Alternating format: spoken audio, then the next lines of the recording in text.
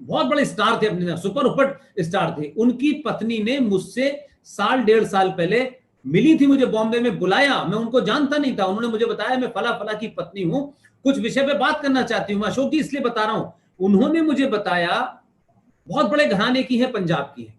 उन्होंने कहा कि पुष्पेन जी, ये जो मोहतरमा जया भादुरी हैं, जो कल तक अमर सिंह के कंधों पे चल के समाजवादी पार्टी में आई और उसी अमर सिंह को गाली दे रही हैं, इन्होंने उस महिला से यह कहा था कि तुम किस लिए परेशान हो रही हो, ये तुम्हें दिन भर हिंदू हिंदू चढ़ा रहता है, अरे इन मरने दो इन कमीनों को, इन ये घटिया लोग हैं, ये मर जाएंगे, हमें क्या करना है, हमारे पास पैसा है, जिस दिन ज्यादा कुछ होगा हम जाके बाहर रह लेंगे। तो ये लोग आपके राज्यसभा में हैं, राज्यसभा में आए हुए हैं, ये तो सिर्फ चेहरे का मुखौटा है जो दिखा रहे हैं, ये तो सबसे पहले भागेंगे। तो हमारे कहां लोग हैं, हम कहें कि एक योगी पैदा हुआ है, एक मोदी पैदा हुआ है, एक हमें, अरे भाई आपके समाज में करोड़ों मोदी हैं, लेकिन समाज पीछे खड़ा होगा तब होंगे ना। तो ये मोदी ने एक शुरुआत की है, मुझे लगता है उसमें 50 चीजें होंगी, 50 चीजों में सवाल खड़े होंगे, लेकिन समाज मोदी हो जाए, समाज योगी हो जाए, समाज अमित शाह हो जाए, समाज सवाल पूछने लगे, समाज में एग्रेसिवनेस आ जाए, समाज अपने प्रति चिंतित हो जाए, तो किसी चिंता की जरूरत नहीं है।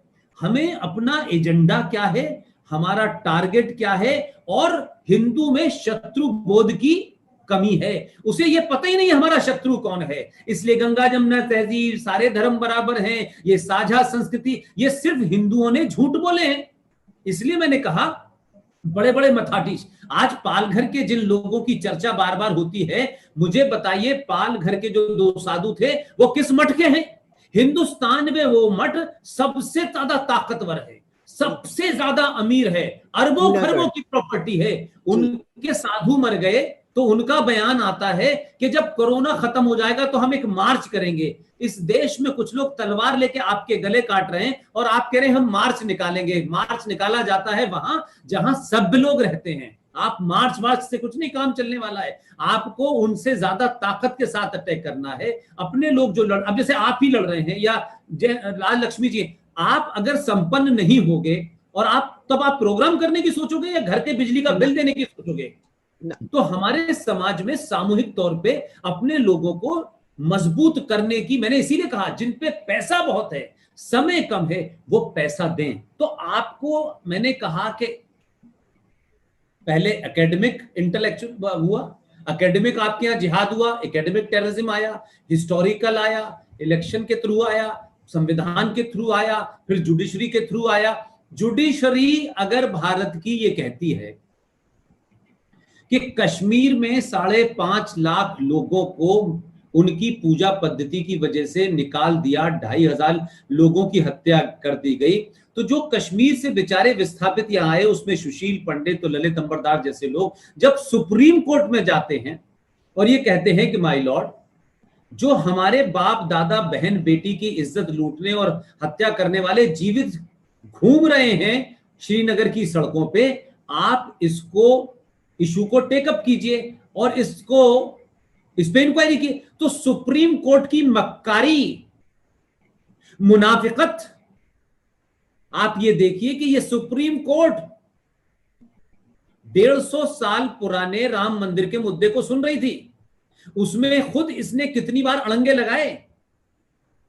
उन्होंने कहा कश्मीरी पंडितों से, जो 1990 की घटना है, 19 जनवरी की, कहा अब तो इतनी पुरानी घटना हो गई, अब इसमें तो हमारे पास रिकॉर्ड नहीं है, और रिकॉर्ड नहीं तो हम सुन नहीं सकते। लेकिन वही सुप्रीम कोर्ट 1984 के सिख विरोधी वन साइडेड मैसेकर को सुन रही है, क्योंकि उनको पता है कि सिख एक दिल्ली में असर्टिव कम्युनिटी है, एक राज है, और कश्मीर से ये 2-4 आए हैं, इनको भगा दो, फिर यहां कहां सरदर्दी है। तो ये भी एक जिहाद है।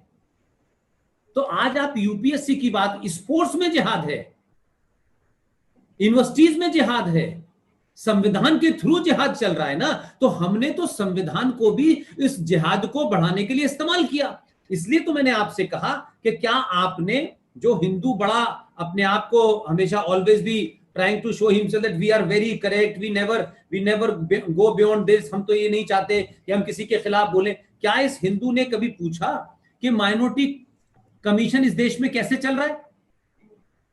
क्योंकि बॉर्डर नहीं था, कि आज सुरेश के चौहान जी ने यूपीएससी उठा दिया तो हम सबकी आत्मा जाग गई, लेकिन क्या सुरेश के चौहान उठाएंगे, जीडी बख्शी उठाएंगे, सुशील पंडित, तभी हम जागेंगे। तो हमारे पास दुनिया की किताबें पढ़ने का बड़ा समय है, दुनिया पे ज्ञान बांटने का बड़ा समय है, दुनिया की सभ्यताएं पढ़ने का बड़ा शौक है, लेकिन जिस जगह खड़े हुए हैं और हम जिन जो हमारे पैरों के नीचे की धरती खिसक रही है उसको नहीं पढ़ेंगे, क्योंकि अगर हम उसके बारे में पढ़ लेंगे तो फिर हमें कुछ करना होगा और हम करने को तैयार नहीं है। इसलिए हम कुछ नहीं करना चाहते, हम ज्ञान दे देना चाहते हैं। ये स्थिति 1920 से चल रही है, आज 2020 हो गई, 100 साल हो चुके हैं और आपके पास ये आखिरी चांस है, अब कोई चांस नहीं। देश में कोरोना महामारी की तीसरी लहर में 8 महीने बाद दैनिक संक्रमण दर 20% को पार कर गई है। इसका मतलब है कि जितने लोगों की भी कोरोना जांच की जा रही है उनमें से हर 5वां व्यक्ति संक्रमित मिल रहा है। डेल्टा वेरिएंट के चलते पिछले साल मई में जब महामारी की दूसरी लहर अपने चरम पर थी तब 20% से ज्यादा दैनिक संक्रमण दर दर्ज की गई थी।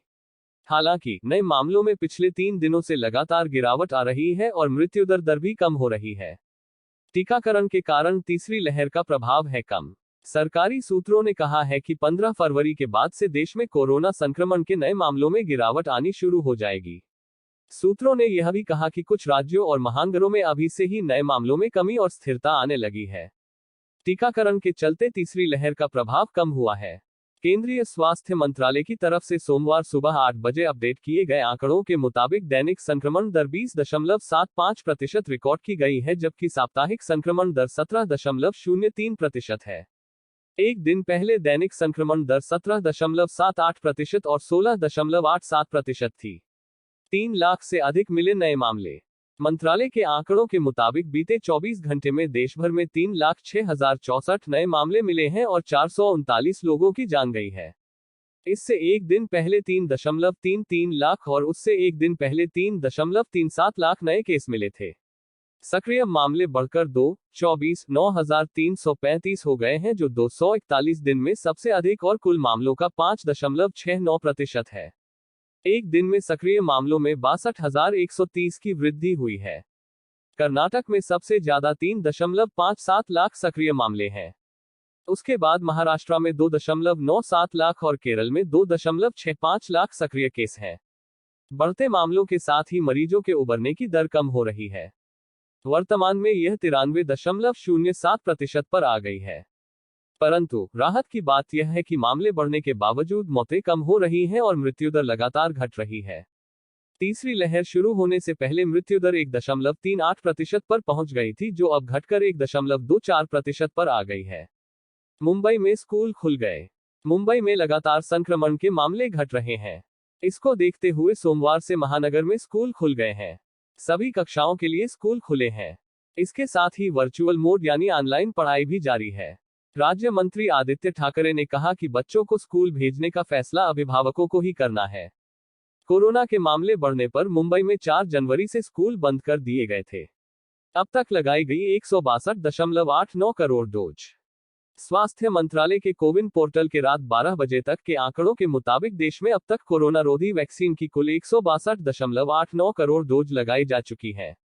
इनमें 93.21 करोड़ पहली, 68.84 करोड़ दूसरी, 84.20 लाख सतर्कता डोज शामिल है। शरद पवार कोरोना संक्रमित। राष्ट्रवादी कांग्रेस पार्टी राकांपा अध्यक्ष शरद पवार भी कोरोना से संक्रमित हो गए हैं। सोमवार को उन्होंने ट्वीट कर यह जानकारी देते हुए कहा कि चिंता करने की कोई बात नहीं है। डॉक्टरों की निगरानी में उनका उपचार चल रहा है। पवार ने यह भी कहा कि प्रधानमंत्री नरेंद्र मोदी ने फोन कर उनका हालचाल जाना है और उनके शीघ्र स्वस्थ होने की कामना की है। कोरोना की स्थिति का आकलन करने के लिए केंद्रीय स्वास्थ्य मंत्री मनसुख मांडविया मंगलवार को सुबह 10:30 बजे 9 राज्यों व केंद्र शासित प्रदेशों के स्वास्थ्य मंत्रियों के साथ वीडियो कॉन्फ्रेंसिंग के जरिए बैठक करेंगे। इनमें जम्मू कश्मीर, हिमाचल प्रदेश, पंजाब, हरियाणा, उत्तराखंड, दिल्ली, लद्दाख, उत्तर प्रदेश और चंडीगढ़ शामिल हैं।